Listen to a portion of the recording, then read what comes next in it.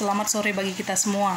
Kami dari kelompok 2 dalam mata kuliah Teologi Perjanjian Baru 2 dengan judul Eskatologi dan Parousia dalam Kitab Yohanes.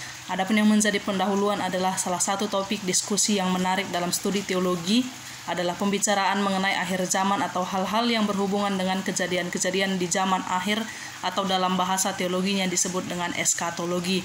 Yang tentu saja dalam iman Kristen ini menyangkut dengan kedatangan Tuhan Yesus yang kedua kali atau istilahnya parousia. Nah, pada pembahasan kali ini kita akan membahas tentang eskatologi dan parousia dalam kitab Yohanes. Eskatologi dibagi menjadi dua bagian, yaitu bagian pertama yang membahas tentang eskatologi yang mencakup tentang topik kondisi manusia antara kematian dan kebangkitan akhir. Yang kedua ialah eskatologi kosmis yang akan meninjau beberapa topik seperti parousia, yaitu kedatangan Tuhan Yesus yang kedua kalinya. Untuk lebih jelas, kita akan melihat dalam paper ini bagaimana eskatologi dan parousia menurut kitab Injil Yohanes. Yang menjadi pembahasan, pengantar kitab Yohanes. Nah, sebelumnya juga kita dalam pengantar perjanjian baru sudah membahas apa itu pengantar dalam kitab Yohanes. Sedikit kami singgung kembali mengenai pengantar kitab Yohanes. Injil Yohanes berasal dari bahasa Yunani, yaitu Ioannes, yang berarti Tuhan adalah baik atau pemurah. Injil Yohanes menekankan tentang kelahiran Yesus Kristus, anak Allah. Penulisan Injil Yohanes dilatar belakangi oleh pemikiran filsafat untuk melawan pengaruh aliran yang buruk dalam tubuh jemaat. Hal ini ditegaskan dengan istilah-istilah yang digunakan dalam tulisan Yohanes seperti kosmos, maut, hidup, anak-anak Allah, dan lainnya. Injil Yohanes merupakan kitab Injil keempat dalam perjanjian baru, letaknya setelah kitab sinoptik. Penulisan dan tujuan kitab Yohanes ini. Penulis Injil Yohanes adalah seorang penatua dari jemaat Efesus yang bernama Yohanes bin Zebedeus. Injil Yohanes ditulis kurang lebih pada tahun 100 Masehi, yaitu kira-kira 70 tahun setelah Yesus tidak ada di dunia ini. Dengan kata lain, Yesus naik ke surga. Yohanes meninggal pada usia yang sangat lanjut pada masa Kaisar Trajanus. Jika hal ini benar, maka Injil Yohanes ini ditulis sesudah tahun 98 Masehi, yaitu kira-kira 100 Masehi.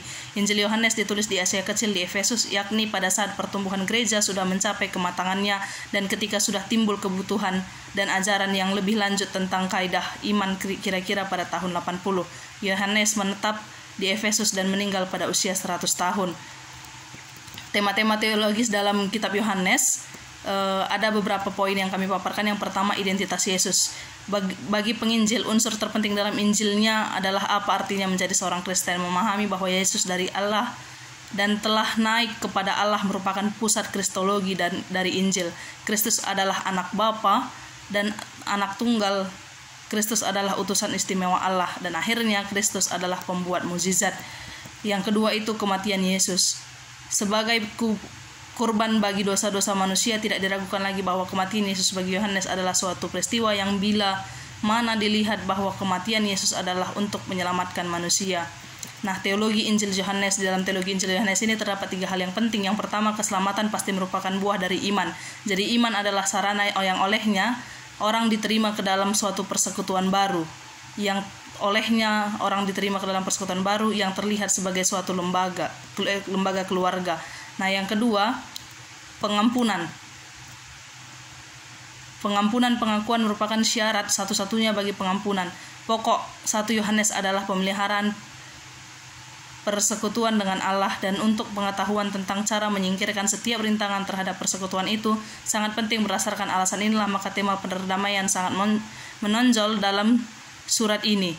Dikatakan bahwa dosa-dosa diampuni oleh karena namanya. Yang ketiga adalah kelahiran kembali. Pengertian eskatologi secara umum dan menurut Alkitab.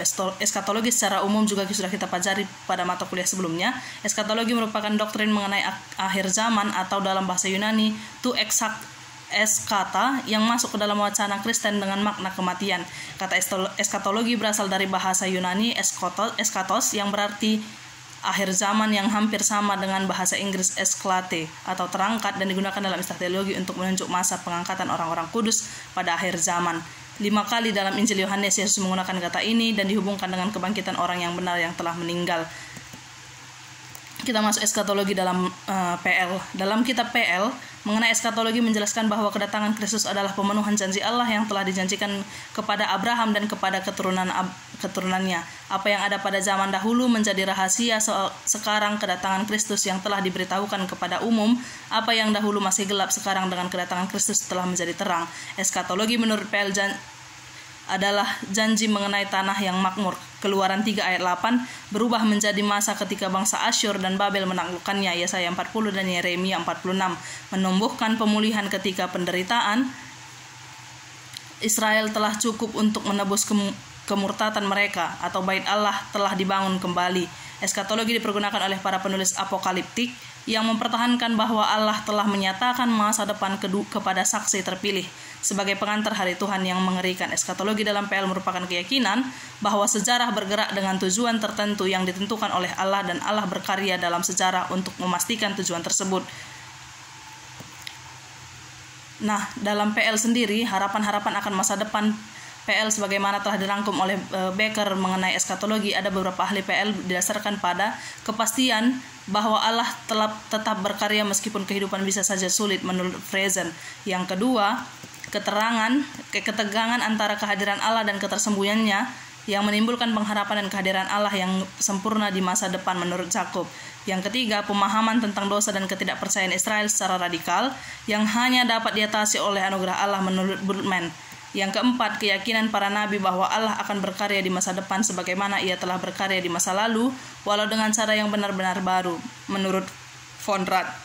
Nah, menurut Alamorte dan G.F. Houghton, profesi dalam Dictionary of Theology, bahwa nubuat dalam Perjanjian Lama dibagi dalam 3 bagian. Yang pertama, nubuat tentang pembuangan bangsa Israel sebagai hukuman Allah terhadap dosa bangsa pilihan itu, namun Allah berjanji untuk memulihkan atau memulangkan bangsa tersebut setelah selesai periode pembuangan. Kedua, nubuat mesianik meliputi kedatangan seorang penebus Israel dan dunia. Yesaya 52 ayat 13 sampai 53 dan ayat Yesaya 12. Mika 5 ayat 1 sampai 2. Yang ketiga, nubuat eskatologis yang yakni menunjuk pada peristiwa-peristiwa yang terjadi di akhir zaman ketika Mesias datang kembali untuk mendirikan kerajaan Allah di bumi. Selanjutnya, nubuat dalam Perjanjian Lama dapat dibagi 2, yaitu pertama, yang sudah digenapi meliputi pembuangan Israel ke Asyur 722 sebelum Masehi dan ke Babel 586 sebelum Masehi, serta pemulangan kembali bangsa Israel ke tanah perjanjian. Kedua, nubuat dalam proses penggenapan yakni menyangkut restorasi negara Israel modern menurut para nabi. Ketiga, nubuat yang belum digenapi yaitu pemulihan secara total tanah Palestina bagi bangsa Israel, penghancuran musuh-musuh orang Israel, pertobatan kolektif bangsa Israel. Selanjutnya, sama seperti Amos, Yeremia kurang lebih tahun 650 menubuatkan bahwa kedatangan hari Tuhan itu ditandai dengan masa-masa kehancuran Yehuda atau Yerusalem, yakni masa pemerintahan Raja Yosia, masa pemerintahan Raja Yoyakim, dan masa pemerintahan Raja Zedekia. Walaupun hari Tuhan datang sebagai hukuman, namun Yeremia tetap yakin bahwa Allah tidak akan meninggalkan Israel. Ia tetap memberikan semangat bahwa akan ada keselamatan yang sesuai dengan rencana Allah. Nubuat-nubuat yang disampaikan Yeremia mengandung 4 komponen. Yang pertama, dasar dan harapan adalah keyakinan. Yang kedua, keselamatan eskatologis itu berlaku bagi para buangan, jadi sisa bangsa Yehuda dipelihara Allah. Yang ketiga, kota suci yang hancur akan dibangun kembali. Yang keempat, datangnya keselamatan dari tunas Daud. Eskatologi menurut PB ialah menurut kepercayaan Kristen Allah telah menyatakan perkara-perkara akhir dalam sejarah manusia. Titik permulaan perkara-perkara ini dimulai dari kedatangan kerajaan Allah dalam Yesus Kristus. Dalam Perjanjian Baru, Matius 24 ayat 1 sampai 36, Lukas 21 ayat 5 sampai 36, titik penyelesaian perkara-perkara akhir tidak dapat kita ketahui.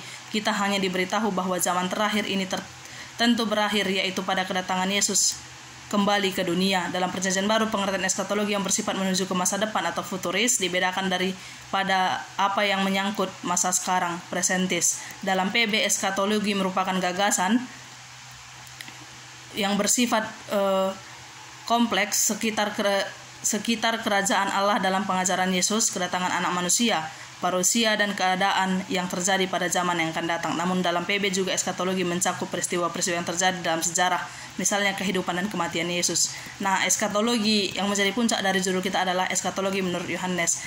Sedangkan Bultmann menafsirkan ulang eskatologi dalam pemahaman ekstensial. Ia menyebut kedatangan penebus sebagai peristiwa eskatologis titik balik zaman dari ayat-ayat seperti Yohanes 3 ayat 19, Yohanes 9 ayat 39.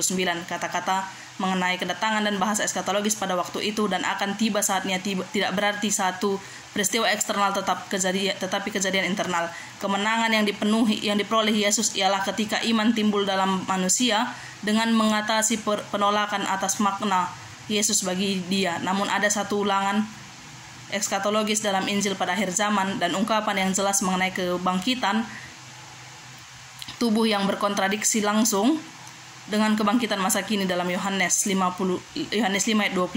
Bultmann memecahkan persoalan itu dengan berpegang bahwa fragmen-fragmen ekskatologis ini adalah pengubahan radikal untuk menjadikan eskatologi eksistensial Yohanes sesuai dengan eskatologi tradisi yang futuristik. Z.A.T. Robinson berpendapat bahwa eskatologi non-apokaliptis Yohanes itu lebih dekat kepada ajaran Yesus daripada Injil sinoptis. Ia tidak mengikuti pemikiran Dodd bahwa Yohanes memperbaiki eskatologi apokaliptis dan Injil sinoptis. Sebaliknya, ia menyampaikan satu tradisi purba yang berkaitan dengan Palestina Selatan, bebas dari Injil sinoptis. Tradisi sinoptis sangat dipengaruhi secara radikal oleh apokaliptis. Yohanes mempersembahkan tradisi yang tidak dipengaruhi dengan cara ini. Eskatologi Yohanes mengharapkan satu hari yang mencakup kematian, kebangkitan, dan kemuliaan Yesus. Ungkapan-ungkapan tentang kedatangan Yesus pada masa depan tidak menunjuk kepada satu kedatangan kembali, tetapi hanya kepada kedatangannya. Disinilah ditemukan dasar-dasar yang nyata dalam kata-kata Yesus tentang kedatangannya. Tetapi kedatangan ini bukan peristiwa eskatologis yang kedua, melainkan penggenapan dan berhasilnya apa yang dibawa kepada penggenapan. Kedatangan Yesus dalam paraklet. Kebangkitan itu menabiskan parusia. Pemikiran apokaliptis yang berikutnya memisahkan kedua peristiwa ini dan menafsirkan kembali parusia itu berkenaan dengan apokaliptis Yahudi. Oleh karena itu eskatologi dalam Injil Yohanes menyiratkan bahwa dia yang datang adalah dia yang penuh kasih yang menghapus dosa manusia. Bandingkan dengan Yohanes 1 ayat 29.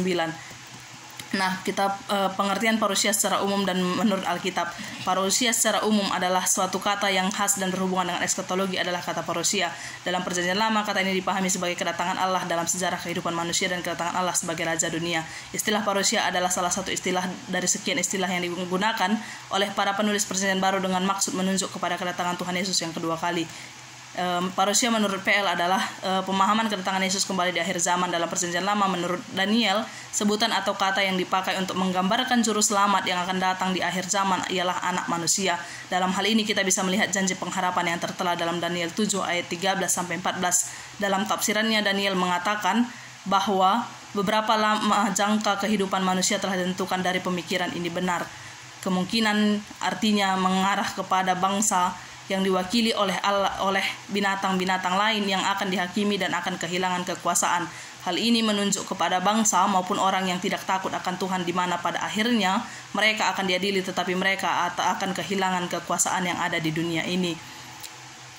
Nah, kita sekarang Daniel mengatakan akhir dari kekuasaan Antiochus IV Epiphanes merupakan awal mula kekuasaan kekal yang berasal dari Kristus. Dalam hal ini, Allah Bapa memberikan kekuasaan kepadanya karena itu telah menang dan mengalahkan kuasa maut lewat kematian dan kenaikannya ke surga dan duduk di sebelah kanan Allah Bapa. Dan dari sinilah Allah Bapa memberikan kepercayaan melalui segala kuasa baik yang ada di bumi maupun di surga. Demikianlah Yesus Kristus mengaitkan membuat dalam penglihatan Daniel dengan kenaikannya ke surga dan kemuliaannya yang sudah dekat. Parusia menurut PB, dalam Perjanjian Baru secara umum kedatangan Tuhan dijelaskan dengan istilah hari Tuhan. Hari Tuhan adalah hari di mana Allah akan mengunjungi dunia untuk membawa zaman ini pada kesudahannya dan dimulainya masa yang akan datang. Paulus memakai beberapa istilah untuk menyebut hari Tuhan, yaitu hari Tuhan. Yang kedua, hari Tuhan Yesus Kristus. Salah satu pengajaran Paulus tentang akhir zaman atau eskatologi ialah tentang kedatangan Tuhan, the return of Christ. Dari pernyataan Paulus dikatakan pemakaian kata ini khususnya dianggap tepat karena di dunia Helenistik kata ini mendapat arti tambahan sebagai muncul atau masuknya pemerintahan Helenistik yang mulia dan penuh keagungan. Nah, parusia dalam kitab Yohanes ini paling jelas dalam Injil Yohanes yang berisi nubuat Yesus mengenai kedatangannya kembali terdapat dalam Yohanes 14 ayat 3. Aku akan datang kembali dan membawa kamu ke tempatku. Tentu saja ucapan ini nampaknya menuntut adanya peristiwa yang terjadi pada masa yang akan datang untuk kembali melengkapi pernyataan tentang kepergian Yesus. Bandingkan Yohanes 14 ayat 28.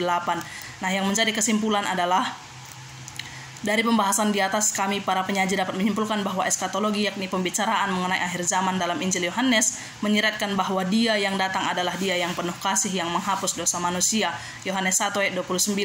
Ini merupakan penglihatan Yesus yang di dalamnya ada harapan agar umat Kristen yang mengalami masa penderitaan dan penganiayaan menjadi yakin bahwa akhirnya mereka akan menang apabila beriman, tabah, tekun, dan bertahan dan tidak bercela dan takut akan Tuhan. Mereka tetap berbahagia sebab akan segera tiba hari kebangkitan orang-orang mati dan hari penghakiman, yakni tatkala mereka menerima upah dan memerintah bersama Kristus sebagai Raja. Pada intinya, kitab Yohanes dimaksudkan untuk membangkitkan semangat dan daya tahan umat Kristen dalam perjuangan menghadapi kekuasaan pemerintah Roma yang kejam dan menyengsarakan mereka. Tetapi dapat juga kita refleksikan hingga masa kini berhubungan dengan parusia dalam kitab Yohanes. Yohanes mengingatkan para pembacanya untuk tinggal diam dalam Kristus supaya apabila ia menyatakan dirinya kedatangannya yang kedua kali, kita beroleh keberanian percaya dan tidak usah malu terhadap Dia pada hari kedatangannya. Kedatangan Kristus dianggap sebagai hal yang pasti yang perlu diimani, tetapi dalam penantian itu iman selaku warga Kristen harus berbuah dalam kehidupan sebagai orang percaya. Demikianlah pemaparan sajian yang dapat kami sampaikan. Terima kasih. Selamat sore.